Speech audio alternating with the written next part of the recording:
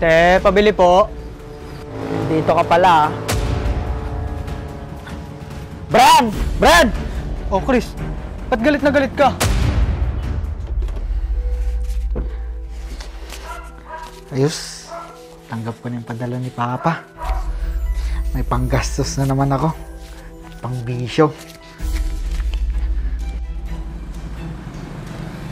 Pinsan!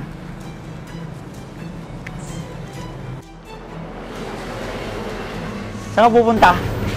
Tutulungan ko sa bukid si tatay, pinsan. Huwag ka nang tumulong, pinsan. Samahan mo na lang ako. Saan ba ang punta mo, pinsan? Pupunta ako sa tropa ko. Magiinom kami at magsusugal. Ikaw na lang, pinsan. Maaga pa para sa ganyan. Anong maaga pa? Parehas lang yun. Ang dami kong pera ngayon minsan, no? Sana lang, insan. Nihintay pa kasi ako ni tatay sa bukid eh. Puro ka na lang trabaho at bukid minsan. Magliwaliw ka din pa minsan-minsan. Kailangan natin magtrabaho, insan eh. Para mabuhay. Sus! Ganyan ka na lang ba palagi? Oo, pinsan. Hindi kasi kami kagaya mo. Na puro pasarap lang sa buhay. Diyan ka na nga kung ayaw mo sumama.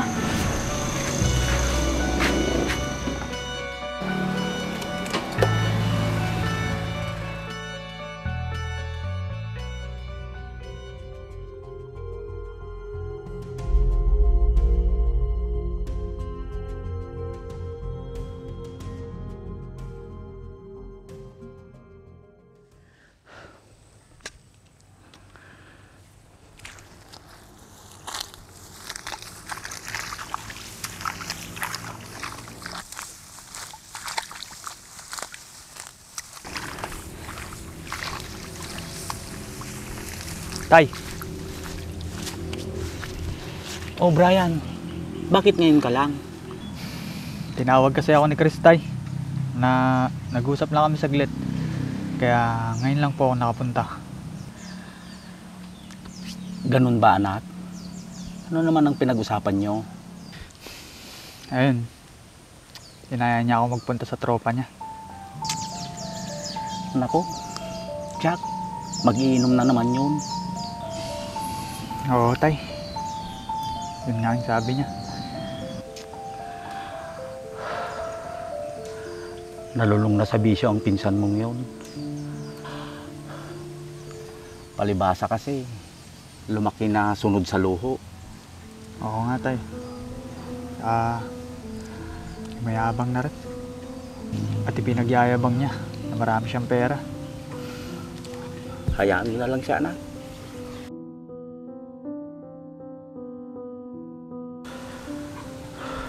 Hindi naman tayo nagkulang sa pagpapaalala sa kanya. Oo nga, tay. Diba, binilin pa siya sa atin ng tatay niya. Nabantayan siya. Wala na tayong magagawa dun, anak. Basta tayo, hindi tayo nagkulang sa pagpapaalala sa kanya. Paano kung tumawag si Tito, tay?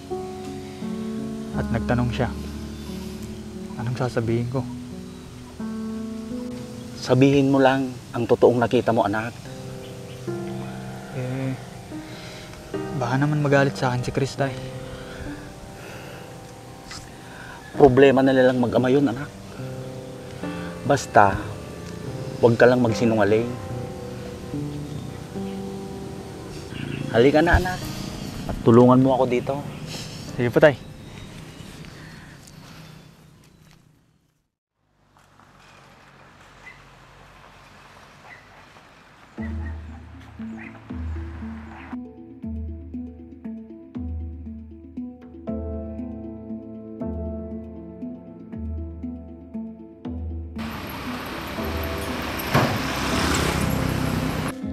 Tito Berto, insan, daan muna kayo dito sa bahay. At mag-inuman tayo. Lasing na naman ang pinsan mo. Oo nga po, tay. Halina kayo. Sige lang, pinsan. May trabaho pa kasi kami ni tatay. Puro kay trabaho, hindi naman kayo maasenso. Hayaan mo na lang siya, anak. Nakainom lang yan. Tara na, anak. At papasok pa tayo. Kung ayaw niya, di wag.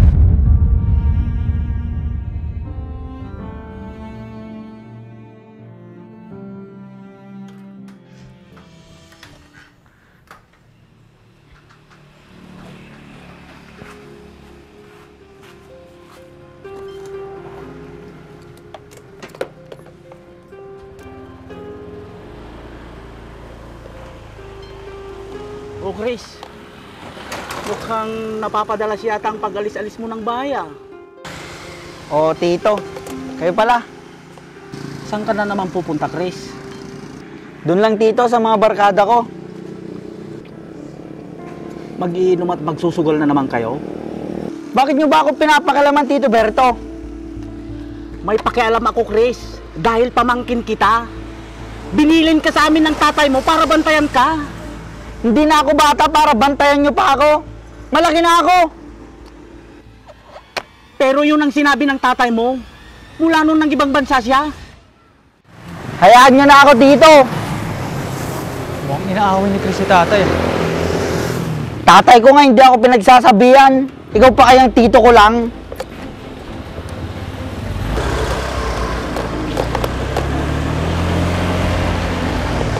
Tay, bakit to?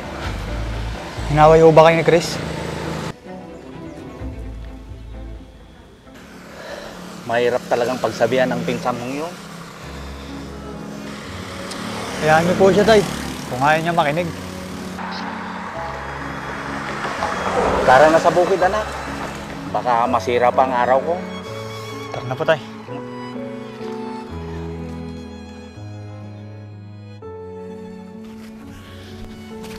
Anak, magpahinga muna tayo dito. Sige, tay.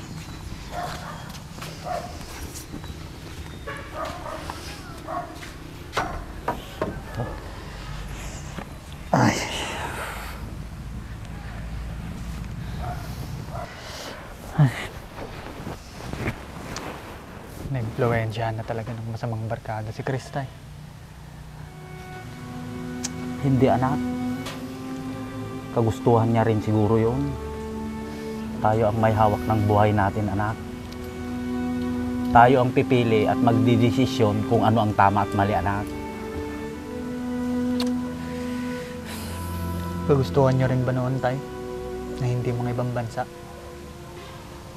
Oo, anak. Maganda na sana ang buhay natin ngayon, tay. Kagaya nila.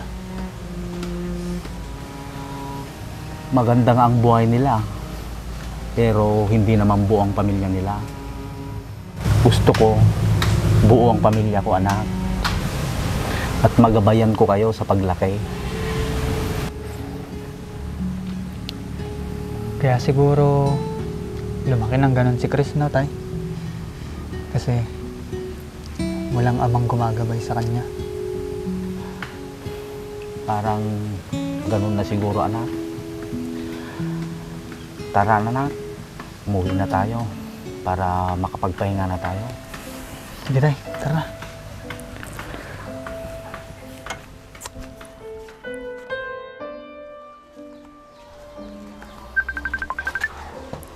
Tay, saglit lang po.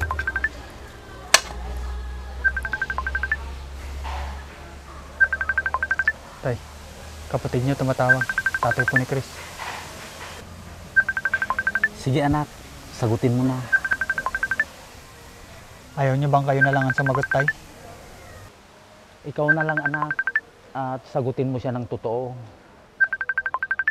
Sige po, tay. Sige, anak. Papasok muna ako sa loob. Hello Brian, kumusta na kayo dyan? Ayos naman po dito. Yung anak kong si Chris, kumusta naman? Ayun, tito. Nakita po namin na umalis siya.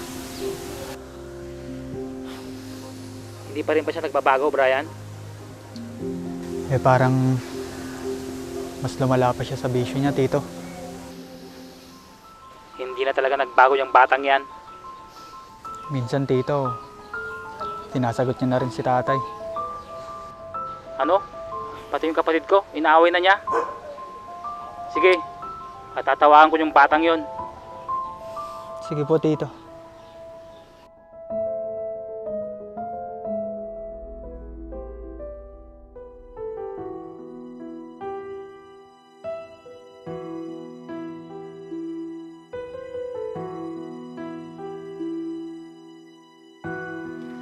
Pabili po. Pabili.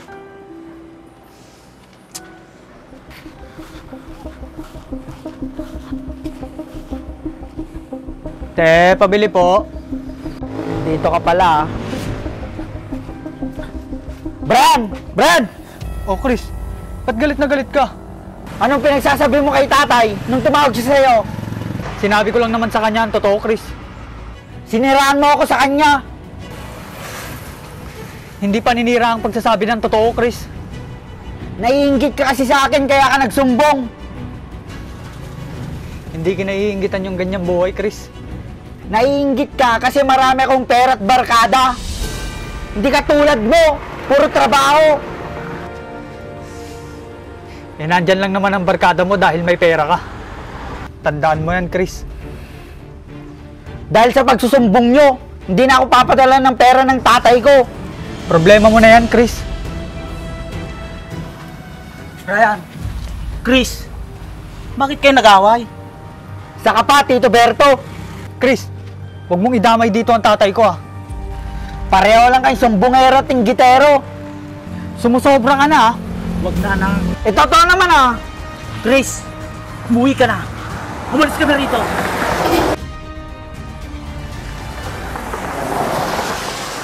Dapat pinatulan na natin siya, tay. Kinakayan-kayanan niya na lang tayo. Hindi na anak. Hayaan mo na lang siya. Kapatid ko ang tatay niya. At pinsang buo mo siya. Kadugo natin. Sige, tay. Naiintindihan ko.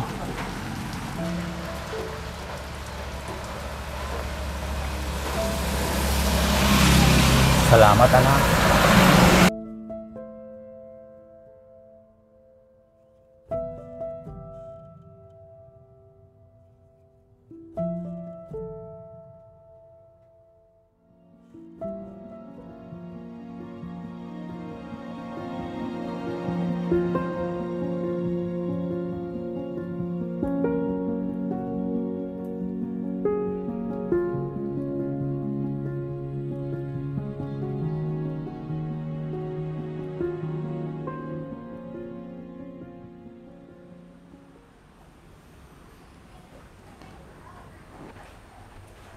Anak, kumusta na ang pinsan mong si Chris? Nakita ko siya nung nakaraang araw, tay.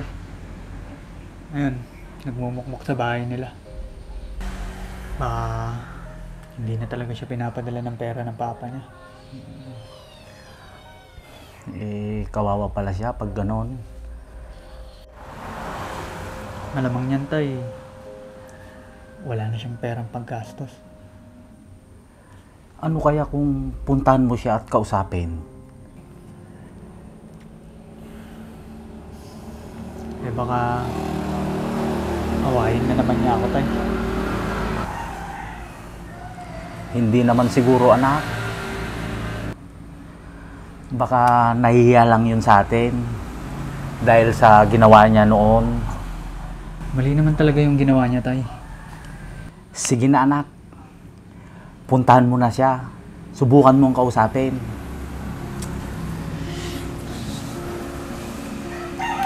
Sige po, tay. Susubukan ko po. Oo, anak.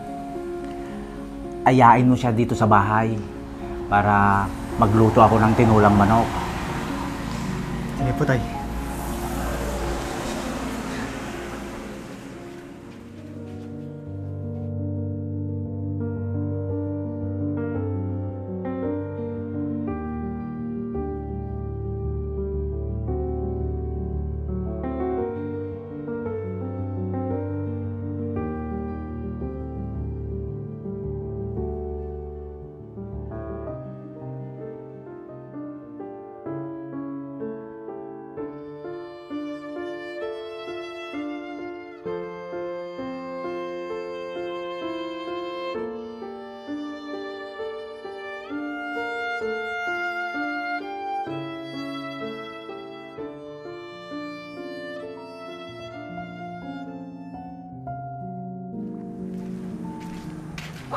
Chris? Chris?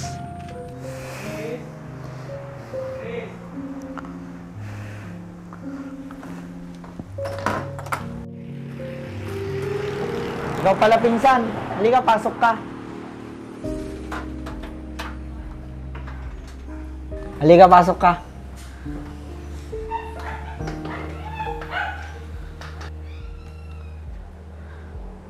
Ba't pala napadalaw ka? Kamusta ka na? Ilang araw na kitang nakikitang nagmumukmuk dito. Hindi na ako pinadala ng pera ni tatay, pinsan. Paano yan, pinsan? Hindi wala ka ng panggastos. Humingi ako ng tulong sa mga barkada ko. Pero walang tumulong. Kaibigan mo lang naman sila pag may pera ka, pinsan. Oo nga, pinsan. Tama ka. Dapat sa amin ka humingi ng tulong. Nahihiya ako sa inyo, pinsan. Dahil sa nagawa ko. Lalong-lalo na kay Tito Berto. Pinsan, huwag kang mag-isip ng ganyan. Magkakadugo tayo.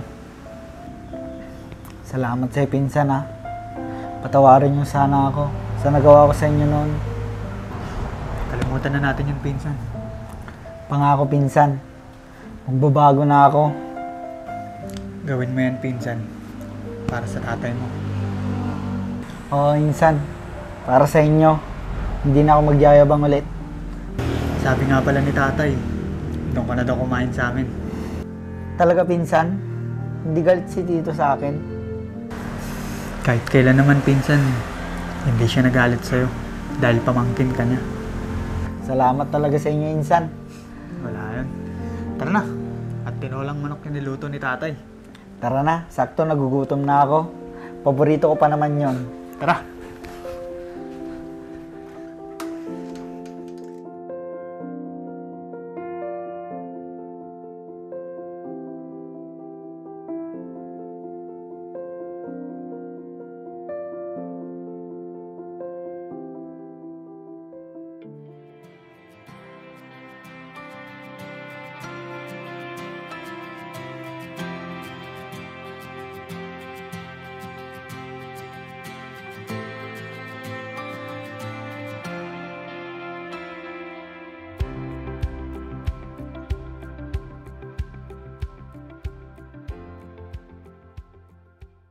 Sobrang bula!